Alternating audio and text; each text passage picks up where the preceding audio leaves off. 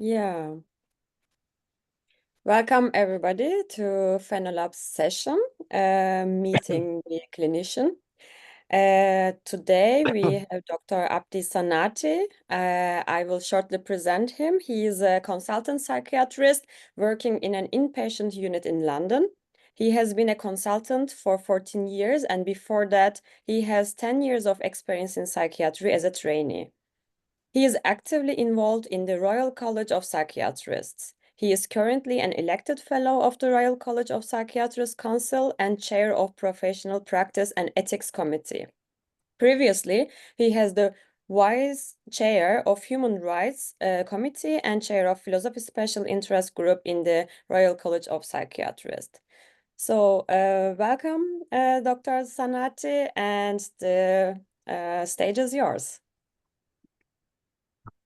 Thank you very much. I hope you all can hear and see me. It's kind of daunting. I have to first thank Professor Brencio for the invite, and it's an honor to be here. And PhenoLab is a great initiative, and I think that we're all very lucky for that she has started this program. And secondly, I have to emphasize that I am a clinician. That's that's my job. That's how I earn my living, seeing patients. I have worked as psychiatrist in different organizations, both in National Health Service in Britain, which is the public sector, and independent sector. I also sit on mental health review tribunals, is when someone is detained under Mental Health Act. There's a tribunal that has to determine whether the detention is justified. And I have to say, I am not an academic, so don't expect academic standards, because I'm not one. Or else I have done a couple of degrees in philosophy. I do not consider myself a philosopher. I'm mostly an amateur one. I used to joke that when I see real philosophers, my philosophy with them is like me playing chess and a grandmaster playing chess. It's very, so it's, again, I hope I don't disappoint you by not being being a proper philosopher. And I said that the talk is mainly from point of view of a clinician who has studied philosophy. So that is it. That is like kind of Antoine de Saint-Exupéry that says that to my friend when he was a child. It's to be a clinician who just studied philosophy. I said the scope of this topic is really wide. I cannot do justice with it. Do psychiatrists need philosophy? These are my thoughts that developed over many years. My thoughts don't provide you with a particular doctrine or philosophy. Obviously, I'm not that grandiose to say I have my own philosophy. As I said, I'm at most an amateur. But I hope you find them stimulating and you won't fall asleep. And some of what I am about to say might, and I think will, disconcert you. I have some criticism of philosophy I will put. But I have to say that if one thing I've learned is that studying philosophy should involve exposure to and engagement with ideas that you disagree with. So, thinking about whether psychiatrists need philosophy, I have to say I had to think a lot about this. And, my first version was that if psychiatry needs philosophy, then I thought you have to say whether psychiatrists need philosophy. And then in recent days, I thought, I needed to talk first about what philosophy could do for psychiatrists. And then my thoughts took me to the place that even if philosophy could do much for psychiatrists, it doesn't necessarily follow that psychiatrists need it. And so I became muddled and I had to rewrite the talk. But I have to point out that philosophy has many different subspecialties, as you know, and I have to question the title here, that perhaps rather than talking of philosophy in general, we better talk of how different areas of philosophy could help psychiatry or not, or perhaps how philosophers could contribute to psychiatry or not. But I chose the different areas. And so let's see what philosophy can do for psychiatrists now.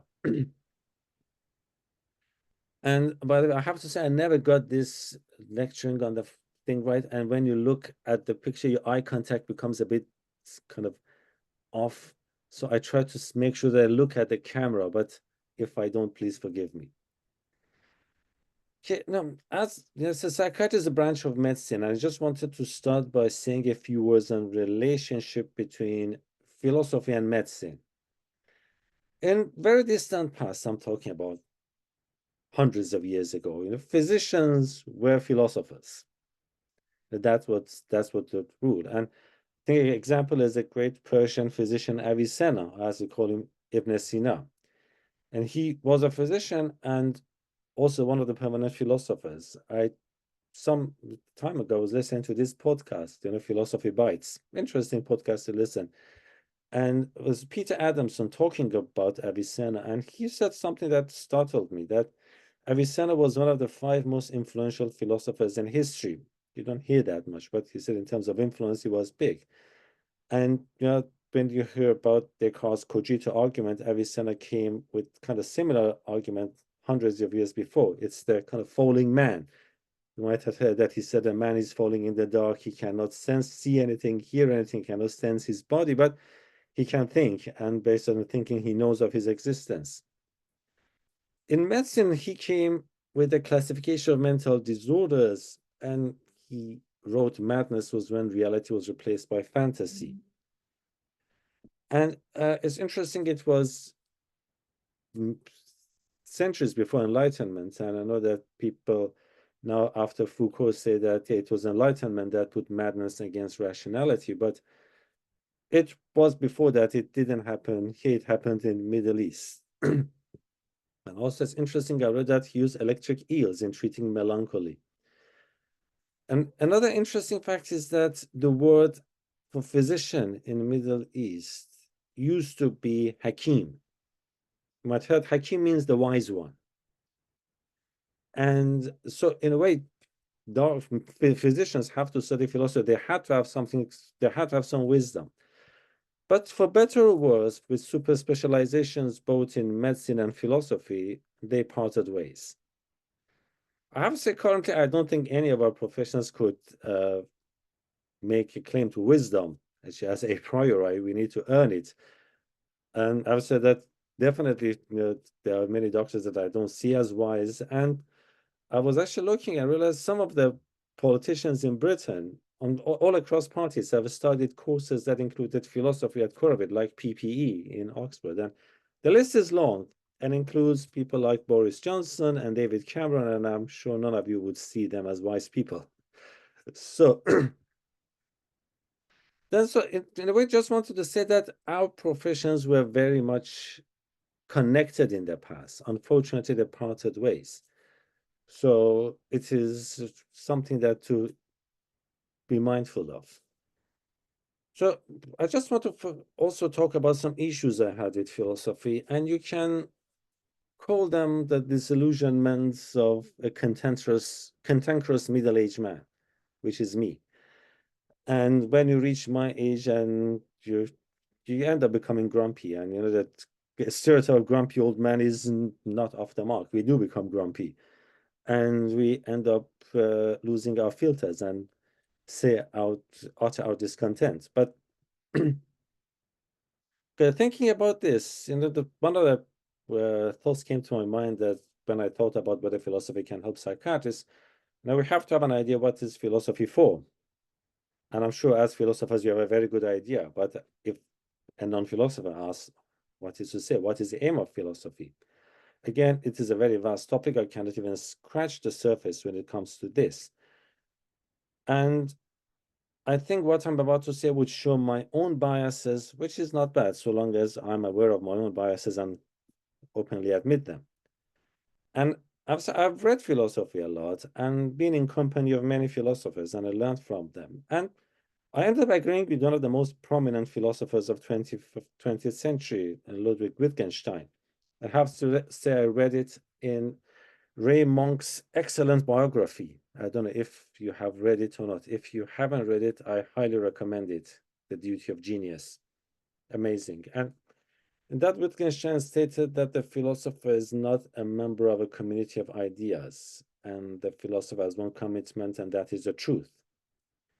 That was very interesting to read that, because up till then, most people who presented Wittgenstein to me, they presented him as someone who's more or less a relativist, and that came kind of shock, and I agreed with him. But is this sentiment still the case, or was it ever the case?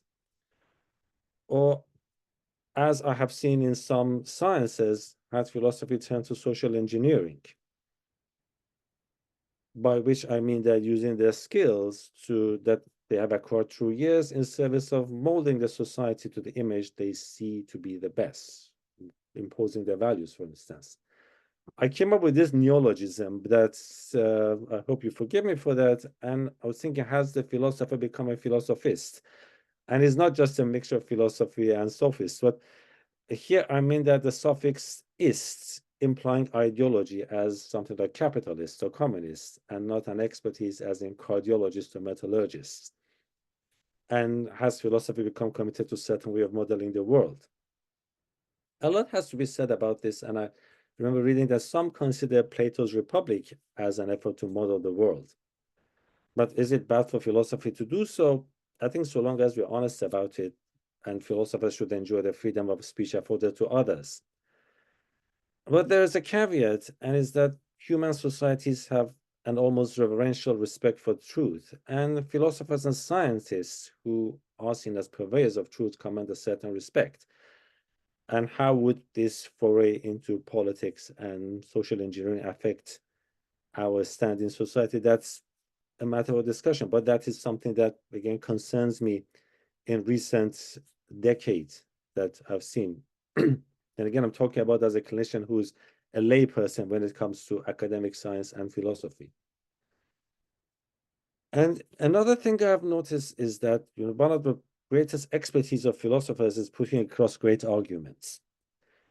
They are excellent in winning arguments, especially when it's based on philosophers like me. And I think that is a great skill to have. Your philosophers are excellent in being rational. And so when I engage in debate with them, as I said, it was me kind of playing football against a Premier League footballer. It's mind-boggling. I say, wow. But I said that in medicine, what we engage with is more problem solving. And you might be very good at rationality, but that doesn't necessarily mean good at problem solving. And this skill needs experience, and by experience, I mean that practice. It takes time to emerge. And that is what distinguishes good decision makers. And we have another caveat when it comes to problem solving. And we have to deal with the problems as they arise and not in the logical order. We do not have the luxury to sit and organize the problems and decide the order we have to deal with them. We have a human being before us. The person is suffering. Time is not on our side. Example, when I see someone who suffers from psychosis and brandishing a knife to his mother, you have to make a decision. You have to make them fast. Solutions are not perfect. And on many occasions, the solutions give rise to new problems. And we have to try that the problems that might arise are less serious than the original ones. And that is very difficult. Another thing I just wanted to address is the misconceptions I heard about medicine. I have lost count of how many times I've heard this statement that, look, doctors diagnose with tests. Of course, tests are great help, but we do not diagnose with tests. To debunk that claim needs a different session. And again, when I hear this, I think, what would other people think of what we do?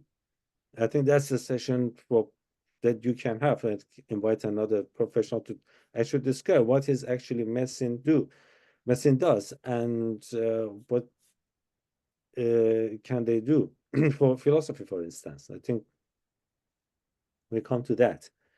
Okay, and now this is my last kind of criticism, the last negative comments, and not negative, last kind of disillusionment in a way. I said the forces that change, shape, entice, and drive the practice of psychiatry and mental health services in general are too many. Finances, politics, ideologies, serious incidents like homicides, law, especially coroner's verdicts, research, resource management, a lot of them. And I have said that in my time, finances and law have been very dominant in shaping the practice. And I've said that has philosophy made an impact? To some extent, yes, especially when decision makers could use the arguments made by philosophers to implement their policies. And here I highly recommend the work of Peter Sedgwick, Psychopolitics. I'm not sure if you're familiar with that work, but if you're not, I highly recommend that you read his book. Yeah, Peter Sedgwick was a psychiatrist, and I have to say that very left wing, and he was the one actually who introduced Christopher Hitchens, the polemicist and writer to dialectics. Unfortunately, he ended his life many, many years ago. But the book is still very relevant. It was recently republished, new edition with a good introduction by Helen Spandler. Okay, now let's go to positives. It's not here to just nag and be the grumpy old man. I need to get some positives too. And so having all these, there are many ways philosophy could help and enrich psychiatry. I will discuss a few areas that, again, as a clinician, I think the philosophy could help. Here is me, the clinician, asking you, the philosophers, for help. The questions on illness, disorder, coercion have conceptual angles in that philosophy is very well equipped to answer. There's a lot has been written on problems of defining health, disorder, mental illness, coercion, etc. I'm not focusing on them here. There's a lot written, and I'm not discouraging working in these areas. But I have said to come up with something original would be hard because a lot has been written on them. But I'm going to talk about some other areas that I think philosophy can help a lot.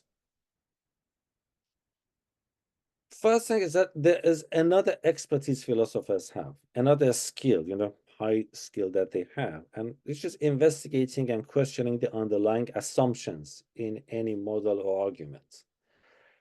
And the March edition of the journal, the Philosophy, Psychiatry, and Psychology Journal, and I don't know whether you read it, but it's interesting. Professor Nasser Ghamia, so he criticized philosophy of psychiatry for failing to question the postmodern assumptions underlying DSM.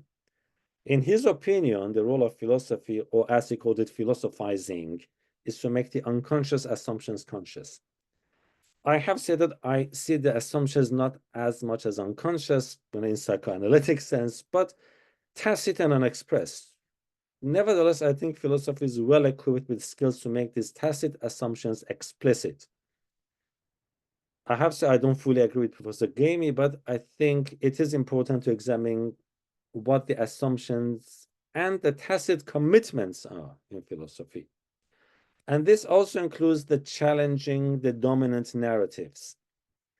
When I entered medical school in late 1980s, since then, psychiatry has undergone through very different stages. In this stage, the different models and narratives dominated it. Many of you might not remember, you're too young, but in 1990s, we had the decade of brain.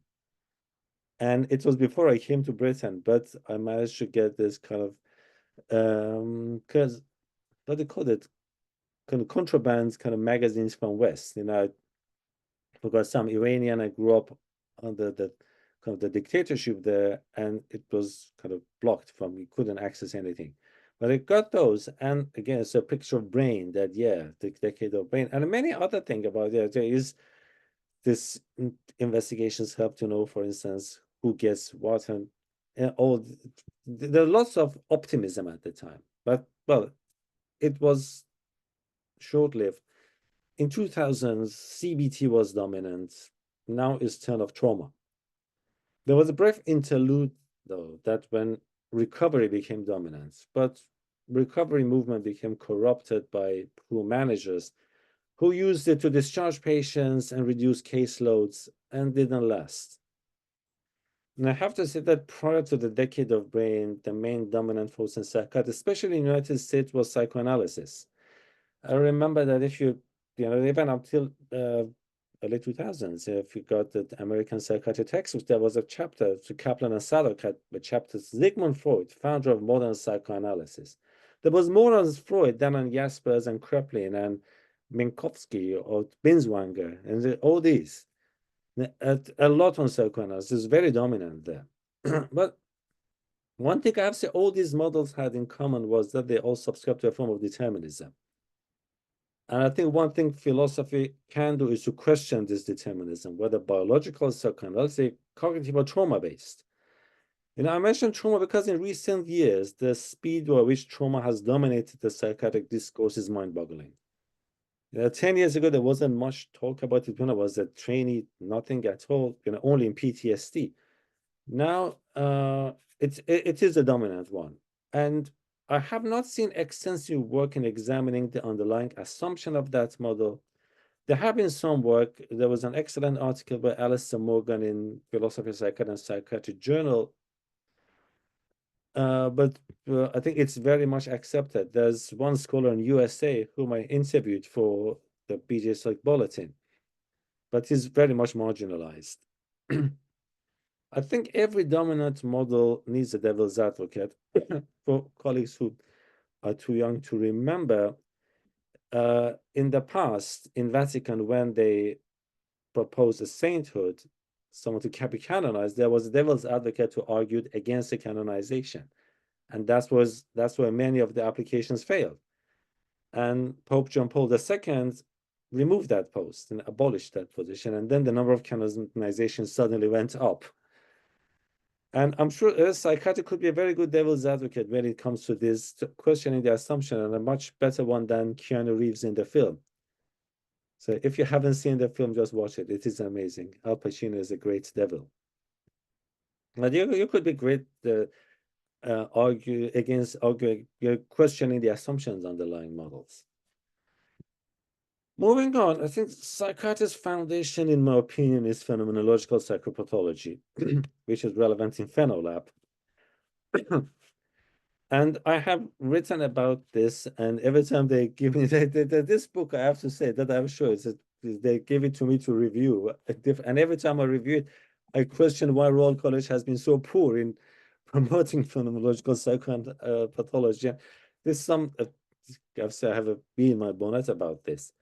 And that the contribution of phenomenology to psychiatry is undeniable. When I was a trainee, psychopathology was an inseparable part of a training. Every warden I used to sit, I have this consultant questioning me, okay, talk about the psychopathology, the phenomenological basis of it. And unfortunately, with the advent of what I call assembly line psychiatry, psychopathology has been ignored. But the reason I call it assembly line psychiatry is that the way they design services is that the patient is seen as someone who comes, and different people in different stages see different things done to them, and they have to come out recovered at the end of assembly line. There's not proper relational work. And it's, I would say that, again, my college promoted this 20 years ago, this new model, and I think they have to atone for it. And again, it pains me to see that our Royal College has not been Sí. active in promoting the importance of psychopathology. I'll say in the same edition of Philosophy, Psychiatry, Psychology, in March edition, there is a discussion. I recommend reading it. I have to pause here. I want to, again, thank Professor Brencio for the PhenoLab and raising the profile of phenomenology and psychopathology. And I have said that I think phenomenologists could widen the reach. There has been a high volume of work in areas like the psychosis, depression, but there needs to be more work in areas such as autism, attention deficit, even some more controversial areas I'd rather not go to. But there's a lot of work to be done. And there has been work, but I think that in many areas, the political preconceptions have entered and I think in a way bias the discussion. And we need some more pure phenomenology. And we do live in a world that people's subjective experiences are affected by politics and ideology. How to separate the experience, the pure experience, from the ideologies that has worth taking on. I want to not pause. I just want to give an example of how phenomenology and phenomenological psychopathology could help in one particular example, and better than other areas in psychiatry.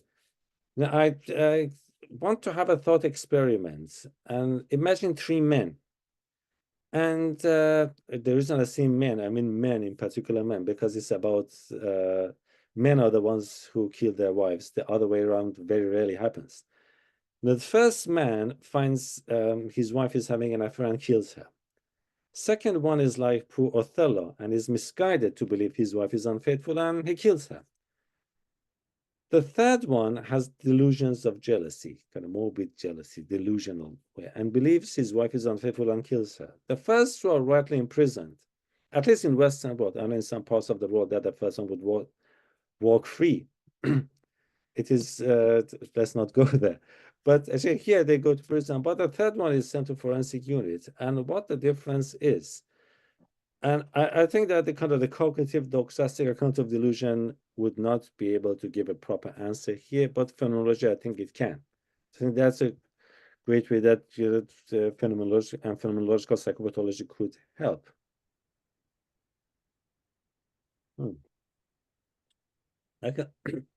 Another area that came to my mind was philosophy of mind. Now we talk of disorders of the mind. We have a lot of discussion about what are these disorders, how you define the disorders, but what is this mind that we refer to? My initial intuition was that philosophy of mind could be could be a great guide. And it can be to some extent when it shows the confusion that we have when we speak of minds. But the problem is that this confusion also happens in the different disciplines of philosophy of mind. And perhaps the confusion we have as psychiatrists reflection of the confusion that there is in the discipline. And I do remember once I was reading the concept of zombies, and my girlfriend at that time was passing, and she was a very good bullshit detector, I have to say, and telling me that, what is it that you're reading? And she said, are people paid to write this? Is that where my taxes are going? I said, okay, calm down, dear, just let's stop. But it's funny that I actually once challenged Daniel Dennett, the late Daniel Dennett, who recently died, and I'm sure you know him. And it was in this big talk in a big amphitheater that he was talking about religion. And as you expect, as an atheist, he was just criticizing irrationality of religious people. And I just challenged him and I said, well, you have this concept like that, and you criticize people as someone who is not religious. And he shook his head and I said, you're right, don't get me started on that one. But I said that there are, I have said that I'm not going to discuss the concept of zombies here, but that's something that I read, and as a layperson, I said, what the hell? And but one thing that I think they can help is that in different subspecialties within psychiatry, knowingly or otherwise, we subscribe to different kind of models of mind. In organic psychiatry is very much brain. When you go to functional disorders, or what they used to be called psychosomatic, call it using a computational model or crude version of it. And some people even go to kind of substance dualism. I think philosophy could make us recognize that, okay, you need to be careful how to use these concepts, not on an ad hoc basis. And moving on, I said in psychiatry, as with the rest of medicine, we are engaged in process of finding causes. The question of causes of a disorder has significance in preventative medicine, and in addition, we have to show that our treatments work. That again, we have to show the treatment causes the improvements, and that is the whole point of doing the randomized controlled trials, using placebo controls, and you want to show causation. And I know the philosophy of causation is a very kind of complex, lots of debates in it, of different theories, the constant conjunction, counterfactuals, kind of causation as an essential aspects of experience, but I think in medicine and psychiatry, we have another issue that is risk factors and probability. And I don't think we use these kind of different philosophies of causation in systematic way, and it's mostly pragmatic.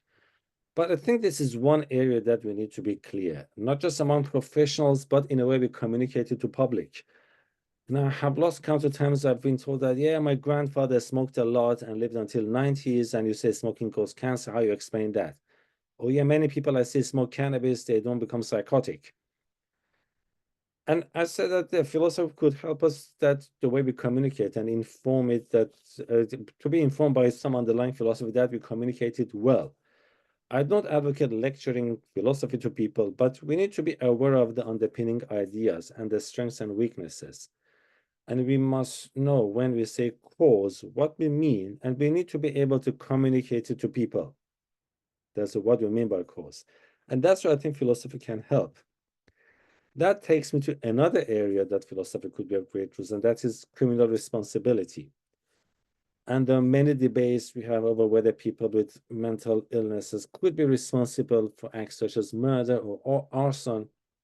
Recently, we had this high-profile case in UK, this murder in Nottingham. It is sensitive. It is a very crucial matter. It's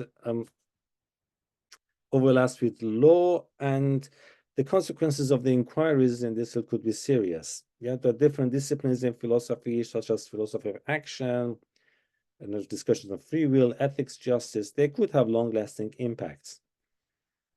And I hope that this topic interests philosophy. Whether it does, I'm not sure. And again, that leads to a pet hate of mine, that is this capacity. And actually, I have to say that I'm quoting someone that I know, that's, again, I heard it, that the way the concept of capacity developed in English law was that this psychiatrist who was going to a case, to a court, he came up with it while he was driving and said that mentioned it, the judge loved it, went as a case law, and then became a statute law. And some philosophers have written extensively about it, but I think we need to have more impact on their work. Related to that is accountability. I'm talking about when things go wrong. How do we establish accountability? Is it merely to satisfy the public by giving them a head on a silver plate? Or do we want to learn something? And what does it mean when we say we learn something? How do we hold professionals accountable? But we need to, I'm sure that a lot of work has been done, but we need to apply them. And not just informing the psychiatrists, but also the jurists. I think when talking to many people in law, they're not very aware of a lot of things that are done in philosophy. We can also talk of topical issues that philosophy can help, like assisted dying. There are many discussions going on. Actually, recently, as you know, the new Labour government is taking this to the parliament, and I think it will pass in Britain. And psychiatrists have been pulled into the debate to discuss issues such as assisted dying for mentally ill, as they have them in Belgium, Netherlands, and Canada. To assessment of capacity, the possibility of existence of mental illness, etc. And I've said that this is a dividing issue. It is partly alongside political lines and religious ones, but it doesn't follow, because I've seen many religious people who advocate for assisted dying. You know, Archbishop Desmond Tutu did that. And one of the people in Dignity in Dying in Britain is a kind of very high-ranking rabbi. And as is some in the political both in left wing and right wing, they just advocate against it. And recently it has come out, in Royal College, we had big debates over what is the role of psychiatrists, the conscientious objection, the ethics behind it. I think philosophy could help. And just, again, not coming from, again, political standpoint, but really examining it and try to actually separate the conceptual arguments from the empirical ones. You know, one thing that comes a lot is the slippery slope, which, to the way I see it, is more an empirical issue. You have to see when it happens, but now they have experience from other jurisdictions, but some say that it can happen here. We would not know unless we do it. Is it worth doing it? And I think here philosophers have a lot to say. I think the last area, I can say I've talked a lot, and that the last area I'm going to cover is expertise. About 5 years ago, I started an MA in philosophy. The reason I did it was as to why you did it at this age. But I wanted to meet a prominent philosopher, but unfortunately he died. So I didn't see. And my thesis was on expertise. And I realized there's a scope for lots of work. The main people who have worked on it are Collins and Evans that wrote a lot about it. And I think Dreyfus has done some work on it. But I realized that it's an area that is very relevant. Questions of what makes an expert, how we identify expert, why should we trust experts, how far the reach should go. And it's interesting that when I was doing this, it coincided with COVID, when we saw suddenly experts become so dominant in society. They were the ones that actually dictated the government's policy and decisions when it came to mask wearing, lockdown, vaccine mandates. They really ran the country for a while. And I think political philosophers could say a lot about how much we allow the experts to dominate or even veto democratic process. Expertise versus democratic consensus, democracy versus technocracy. And I have to say that when we talk about psychiatry, the question first came to my mind when the then Labour government, then Alan Johnson, who sacked Professor David Nutt from his post as government's chief advisor on substance misuse. It's long ago, so you might not have heard about it, but David Nutt came and said that, for instance, that LSD and amphetamines are not that dangerous, and more people die of horse riding than from using amphetamines. I think he was more kind of pro decriminalizing drugs, but he tried to advocating it while he was an expert supposed to advise, and the minister didn't like it and sacked him. But the question was that, all right, what is the expert's role? And the funny enough is that today I attended a course for expert witness in court. And it's very interesting that so I realized that this lawyer who was giving us talk, and nothing against lawyers, but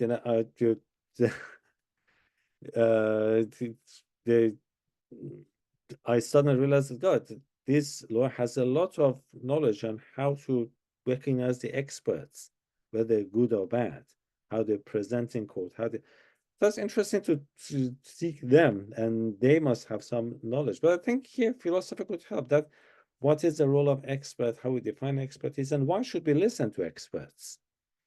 And where would their reach stop?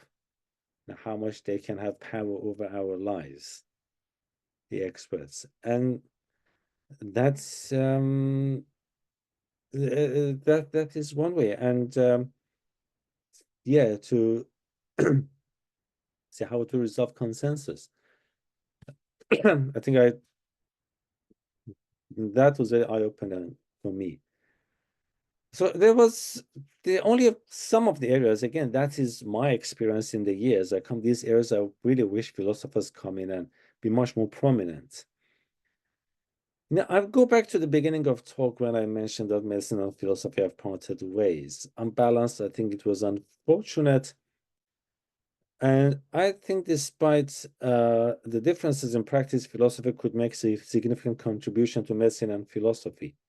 And vice versa. I think I remember reading Harvey Carroll's book on phenomenology and illness, and he said how kind of medicine and illness could contribute to. So to original questions, do psychiatrists need philosophy? And as I said, there's a lot philosophy can offer for psychiatrists. But like most things, it also depends on the context. Is it academic psychiatry, clinical psychiatry, etc.?